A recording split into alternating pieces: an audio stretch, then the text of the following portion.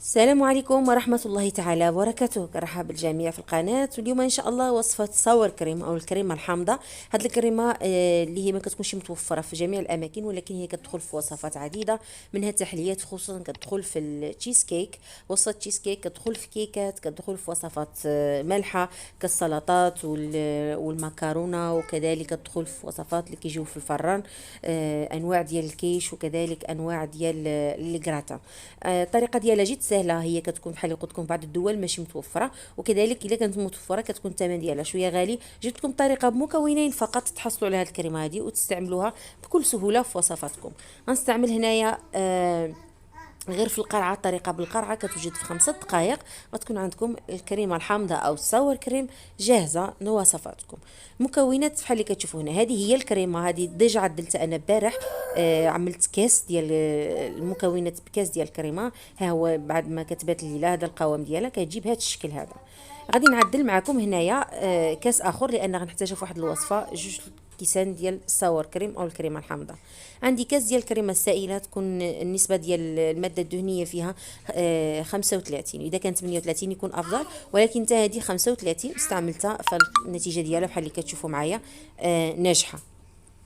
ضروري تكون بحراره الغرفه، ما تكونش بارده بزاف من الثلاجه. وغنستعمل بها هي بحال اللي كتشوفوا، انا كنت عدلت هذه، وغادي نزيد عليها اليوم هذا الكاس الثاني.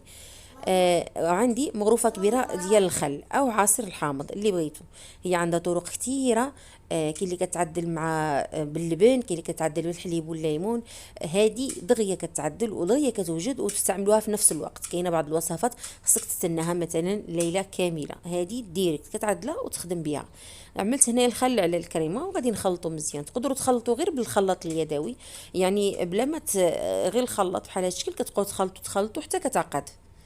يا اما في القرعه سهله بزاف، كتشدوا عليها هاد القرعه، القرعه الزجاجيه، وكتبقاو تخلطوها بهذا الشكل هذا، كتحركوها بهذا الشكل هذا بوحدها كتعقد. يعني في الاول كتسمعوا الصوت الكريمه كيتحرك، من بعد ما كتبقاوش تسمعوا الصوت كتعرفوها بان هي عقدت. ها هي غنطلع عليها هنايا، هي شوفوا معايا بدات كتقل هنايا. غادي نستمر كذلك في التحريك ديالها. المهم تتحصلوا على واحد القوام كثيف صافي، كتكون واجده بحال اللي قلت لكم، سهله بزاف، وكريمه كتدخل في بزاف د الوصفات. فان شاء الله ما تبقاش يجبروا مشكل، خصوصا بحال اللي قلت بعض الاماكن او الدول ما كتكونش متوفره. ها هي هنايا شوفوا القوام فين وصلت، ها هي زادت عقدات. مهم نستمروا في التخليط ديالها في هاد القرعه الزجاجيه حتى كتحصلوا على القوام الكثيف اللي حنا باغيينه. ها هو القوام ديالها هنايا بهذا الشكل هذا. اخرى هذه عقده حيت كانت عندي بيته في الثلاجه، فانا غنضيف هذه على نضيف اللي انا عدلتها جديده عليها، وتخليوها في الثلاجه لحين تكونوا غادي تستعملوها. ملي كتبات ليله هذا القوام اللي كيرجع فيها بهذا الشكل كترجع.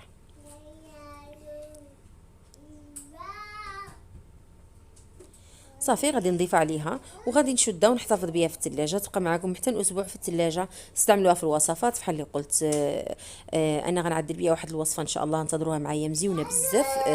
وكذلك كتجي في التشيز كيك، في الكيكات، في لي سالاد، في الاطباق الموالح والمكرونه.